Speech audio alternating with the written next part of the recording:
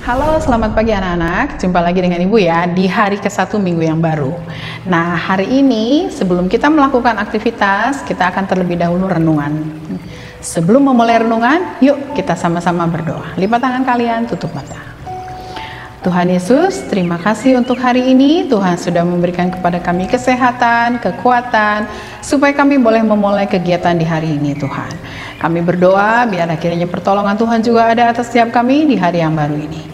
Dalam nama Yesus Tuhan, kami mengucap syukur dan berdoa. Amin. Nah, anak-anak, tema renungan hari ini adalah mengucap syukur. Hari ini tanggal 19 Oktober 2020, nasnya diambil dari Lukas 17 ayat 11 sampai 19. Ceritanya adalah seperti ini ya anak-anak ya. Kalau kalian baca dari Lukas 17 11 sampai 19 itu, di situ disebutkan bahwa ketika Yesus berjalan, dia menemui ada 10 orang yang sakit kusta.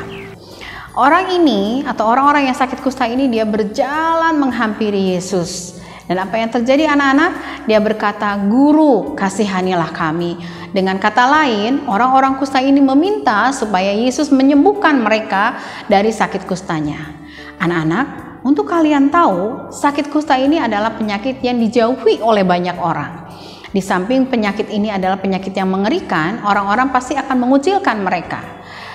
Nah, sehingga ketika 10 orang ini datang mengunjungi Yesus, Yesus hanya berkata seperti ini, "Perlihatkan kepada Rabi," karena Rabi yang akan mengatakan bahwa orang ini pulih atau tidak. Kemudian akhirnya ke-10 orang ini pergi menemui Rabi. Dan apa yang terjadi anak-anak ketika mereka berjalan, mereka tidak menyadari bahwa tubuhnya sudah disembuhkan oleh Tuhan. Tapi ada satu orang yang menyadari bahwa tubuhnya sudah pulih. Kemudian dia berhenti dan akhirnya apa yang terjadi? Dia berbalik arah, dia mendatangi kembali Tuhan Yesus.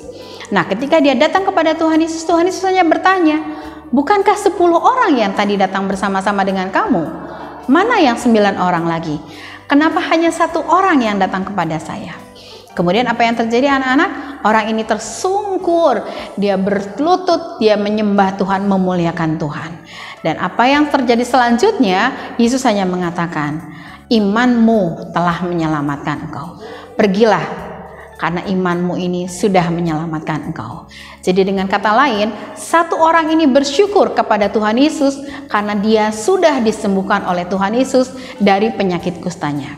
Nah, hari ini anak-anak, yang 1 orang ini adalah orang Samaria. Kamu tahu, orang Samaria itu adalah orang yang tidak berbicara langsung dengan orang Yahudi. Tetapi karena dia tahu bagaimana cara dia mengucap syukur, dia mendatangi Yesus dan mengatakan bahwa dia mengucap syukur karena sudah disembuhkan. Jadi dengan kata lain anak-anak, Tuhan Yesus tidak pernah membeda-bedakan siapapun di antara kita.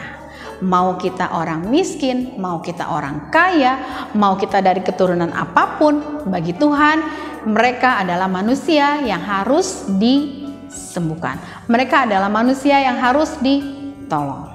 Nah, jadi dengan kata lain anak-anak, orang Yahudi sendiri menganggap orang Samaria itu bukan apa-apa bagi mereka.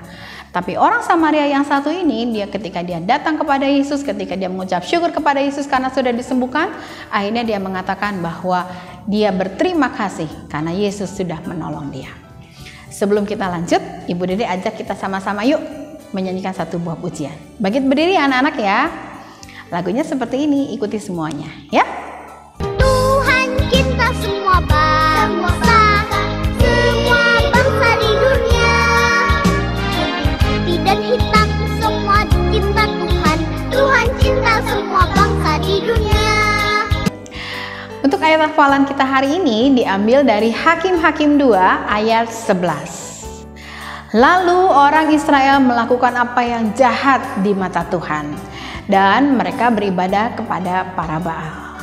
Demikian tadi renungan kita hari ini anak-anak. Sebelum kita mengakhiri renungannya, mari kita berdoa. Lipat tangan kalian, tutup matanya. Ya, yuk kita sama-sama berdoa. Tuhan Yesus, aku mau belajar untuk menyenangkan-Mu dan memperkenan Engkau. Dan juga aku mau mengucap syukur senantiasa kepada Tuhan setiap hari.